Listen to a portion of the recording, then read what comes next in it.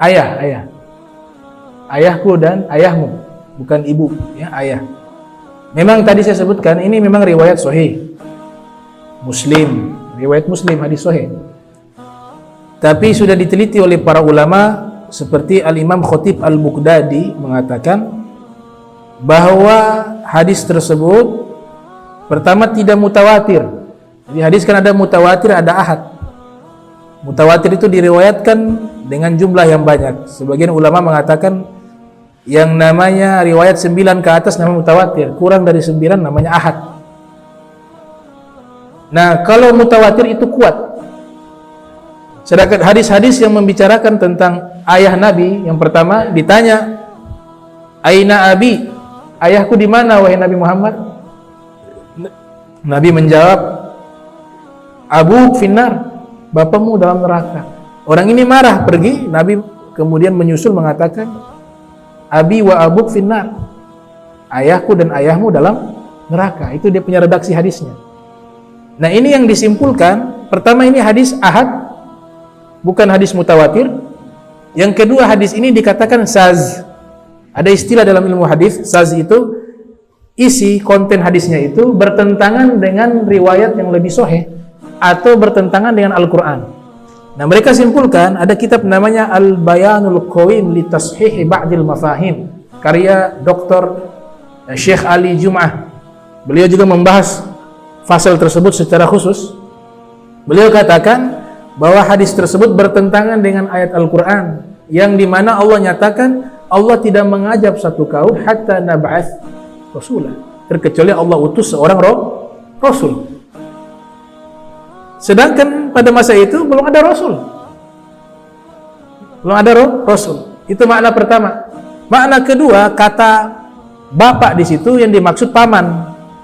Karena tidak semua yang digunakan bapak di dalam bahasa Arab itu berarti bapak secara biologis. Ada kalanya paman juga disebut bapak.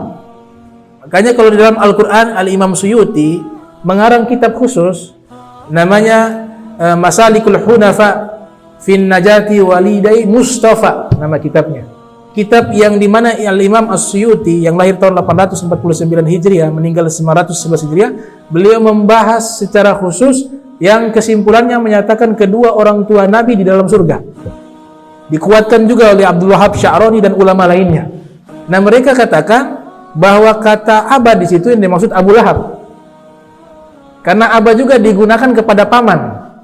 Sehingga di dalam Al-Quran itu disebutkan min abaika, bapak-bapakmu, Ismail, Ishak, disebutkan Ismail wa Ishak wa Ibrahim.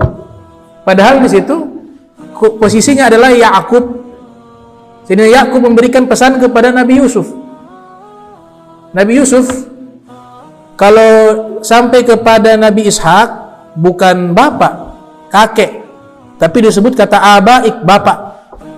Nabi Ismail juga kakek, Nabi Ibrahim juga kakek, Nabi Yakub ayah. Artinya kata aba ini multi tafsir. Itu. Kemudian yang ibu, kalau hadis yang tentang ibunya Nabi sallallahu alaihi wasallam, itu Nabi minta izin mau ziarah atau istighfar.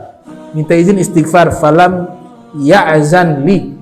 Allah tidak izinkan saya istighfar kepada ibu saya. Kemudian Nabi minta izin untuk menziarahi, fa'adzina li. Maka Allah izinkan saya menziarahi kuburan ibu saya. Para ulama mengatakan hadis ini justru menjadi hujjatun lana, pembela, argumentasi yang sangat jelas bahwa ibunda Nabi adalah seorang mukminah, bukan sebaliknya. Kenapa? Yang pertama, kenapa Allah tidak izinkan untuk Nabi istighfar kepada ibundanya? Karena gak punya dosa, ngapain diistighfarkan? Ahlu fatrah.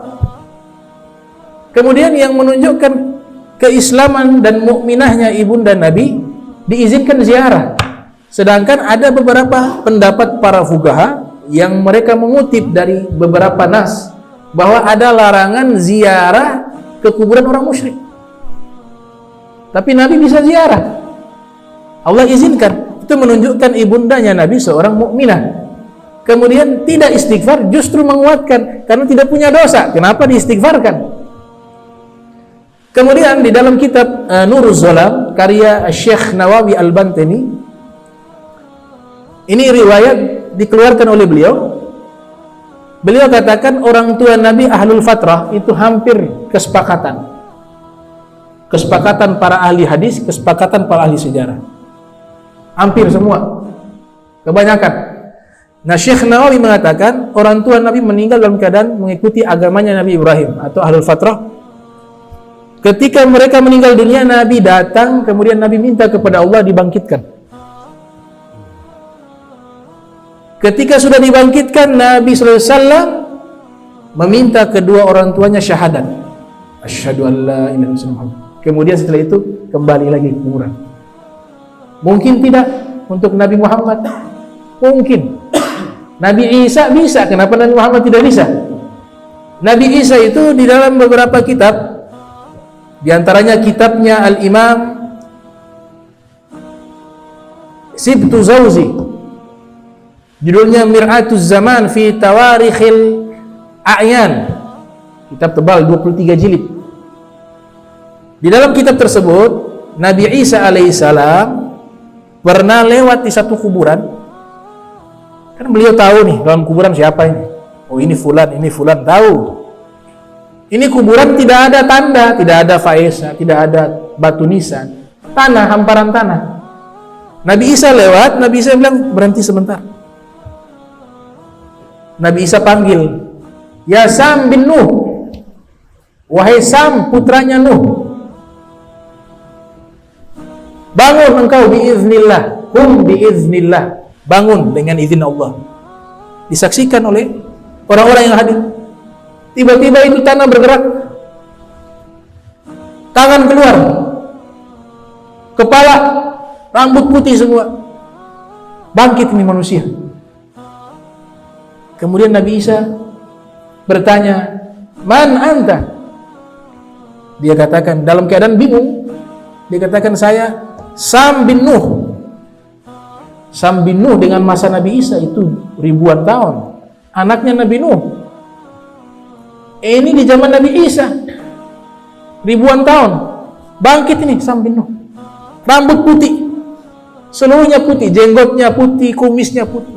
Nabi Isa mengatakan, wahai Sam bin Nuh, engkau kenal siapa saya? Sam bin Nuh lihat wajah,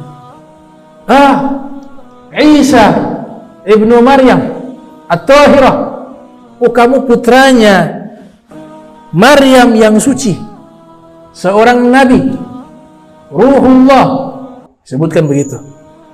Nabi Isa mengatakan, wahai Sam bin Nuh, saya mendapatkan riwayat engkau waktu meninggal dan engkau ketika hidup rambutnya hitam semua, tidak ada yang putih. Kenapa semuanya putih sekarang? Rambut putih, kumis putih, jenggot putih. Kata Sam bin Nuh, di saat engkau meminta kepada Allah untuk membangkitkan saya pikir hari kiamat. Saya ketakutan itu dengan hari kiamat, sampai yang tadinya hitam rambut saya, hitam kumis saya, jenggot saya, karena rasa takut yang luar biasa berubah menjadi putih. Karena saya pikir ini kebangkitan hari kiamat. Kemudian Sam bin Nuh mengatakan, apakah sudah tiba hari kiamat? Sebelum. Ini di masa saya Nabi Isa. Ini terjadi untuk Nabi Isa. Bagaimana dengan Sayyidul Anbiya wal Mursalin? Bisa beliau, itu disebutkan di dalam kitab Nuruz Zolam. Kemudian kitabnya Mula Ali Qori, kitab Maulid Nabi, itu punya bab Nasabu Tahirah, Nasabuhu at-Tahirah. Nasabnya Nabi adalah suci, mulai dari Nabi Muhammad sampai kepada Nabi Adam. Kemudian disebutkan oleh At-Tabari, Abu Ja'far At-Tabari dalam kitabnya Tarikhur Rusul wal Muluk, menyebutkan bahwa Nabi Muhammad SAW dari beliau, orang tua beliau sampai ke Nabi Adam semuanya mukminun, bahkan para nabi dan orang-orang pilihan. Itu pernyataan At-Tabari. Kemudian Ibn Katsir juga mengutip Ibnu Abbas, wa taqallabuka fis sajidin, engkau berpindah-pindah di dalam sulbi-sulbi orang yang sujud. Ibnu Abbas mengatakan mulai dari Nabi Adam sampai orang tua Nabi, sampai Nabi lahir, semuanya mereka ahli sujud kepada Allah Subhanahu wa taala. Dan banyak sekali hadis-hadis yang justru menunjukkan keislaman kedua orang tua Nabi, dan jauh lebih banyak dibanding dua hadis tadi.